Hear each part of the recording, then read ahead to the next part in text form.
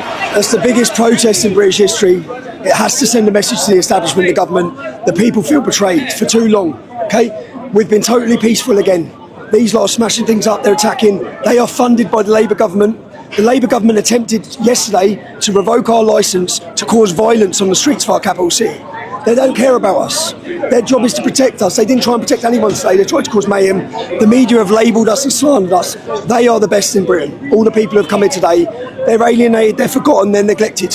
People want change. Let that be a message for change. And what do you hope actually happens out of this? Because you've brought out a lot of people, and I've talked to a lot of people here. I always ask every single one of them, what do you hope happens? And that's what you get. Summer is a wanker, but what do you actually want to happen in this country, Tommy? What do the people that came here want? We need rid of that government, okay? They've got to go.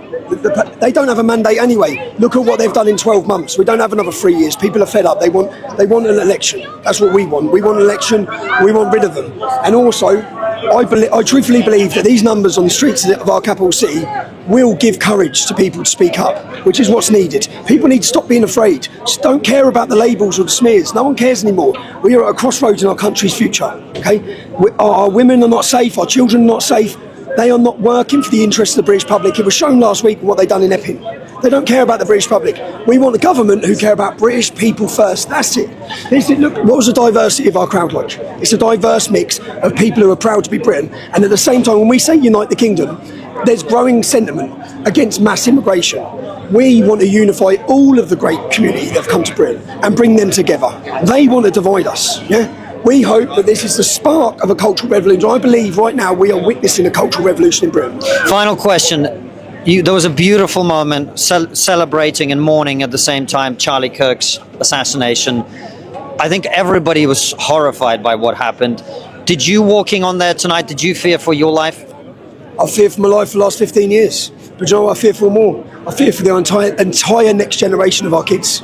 They're going to lose their safety, they're losing their freedom. I fear for the future of our country if we don't bring change. So Charlie Kirk, even if it was my life, it's one life. This isn't about individuals, there's an entire country that's in danger. So it's time. The time is now. There's never going to be a time like this again. Because we won't win in 10 years. We won't win in 10 years. Appreciate your time. Thank you very much. Thanks.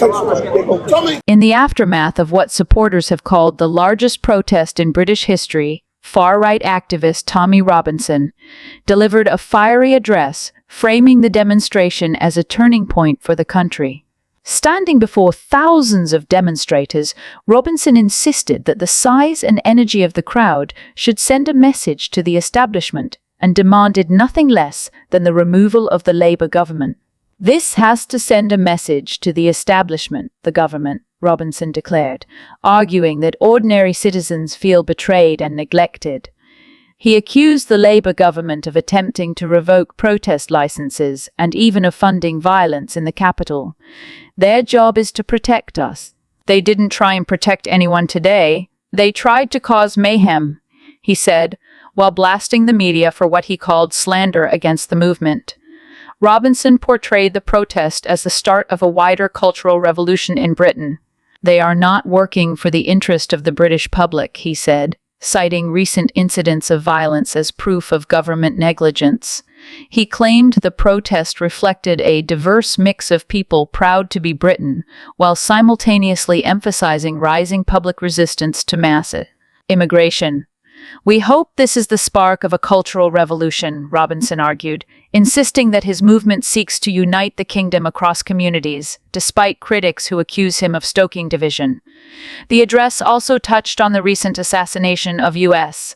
conservative activist Charlie Kirk, which Robinson described as a sobering moment of celebration and mourning. Asked whether he feared for his own safety, Robinson replied, "I've feared for my life for the last 15 years. But you know what I fear for more? I fear for the next generation. They're losing their safety, their freedom. I fear for the future of our country if we don't bring change." For Robinson, the urgency is existential. It's time. The time is now. There's never going to be a time like this again. Because we won't win in 10 years. Robinson remains one of the most polarizing figures in British public life. To his supporters, he is a truth. Teller willing to challenge the political establishment and speak up about issues mainstream parties ignore. To his critics, he is a dangerous agitator whose rhetoric risks inflaming tensions and deepening divisions. What is clear is that Saturday's protest and Robinson's speech in its aftermath wrecks an undercurrent of frustration that extends beyond his own following. Whether it will translate into the kind of political upheaval Robinson demands remains uncertain. But the size and defiance of the crowd have ensured that the message he sought to deliver cannot easily be ignored. Here we go again, yet more chaos at the heart of government. Last week, rumours were awash everywhere. There was much more to come out about Peter Mandelson's tangled and colourful heritage and history with the paedophile Jeffrey Epstein. And yet, Sir Keir Starmer backed into the hilt at PMQs today, saying, well, if I'd known now what I knew then, I wouldn't have hired him. This screams of incompetence. And actually, starting to feel now, he might be handling a hospital tackle to maybe one of his top team. Could Morgan McSweeney be the one to go under the bus next? Well, Keir Starmer is certainly in a very, very sticky situation. There are, of course, big questions over why Lord Mandelson was appointed as US ambassador in the first place when his relationship with Jeffrey Epstein was publicly known. As you just heard there, Keir Starmer says that he had no idea of the extent of Mandelson's relationship with Epstein.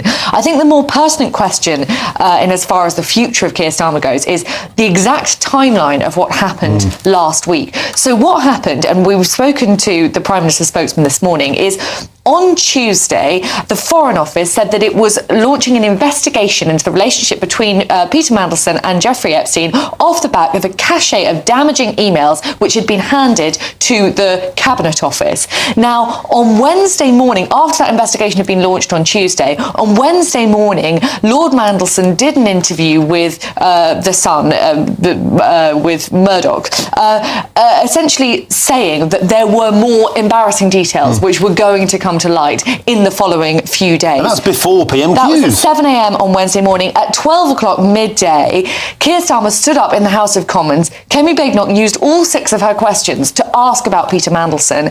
And at that point, Keir Starmer was defending the US ambassador to the hilt. Now, on Thursday, having reviewed that cache of emails on Wednesday night, Keir Starmer made the decision to sack Jeffrey Epstein. Now, the crux of the question facing Keir Starmer at the moment, which we're yet really to hear an adequate answer to, is why, when the Foreign Office was actively investigating the US ambassador on Tuesday evening, and when the US ambassador himself had said on Wednesday morning that there were embarrassing details which were to come to light, why did the Prime Minister defend him to the hilt on Wednesday?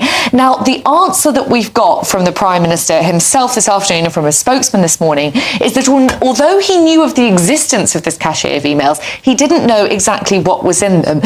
That brings us to, well, why not? Is it that someone in Number 10 failed to pass over these emails? Was it that one of his advisors didn't think it was important enough to pass on to the Prime Minister? If so, again, why? Why did the Number 10 operation not realise that this was very, very important? Is this a case of massive comms failure? Is it that one of the advisors around Keir Starmer, perhaps his own Chief of Staff, Morgan McSweeney, is essentially to blame with this? Although, of course, you could say that the buck eventually stops with the Prime Minister anyway.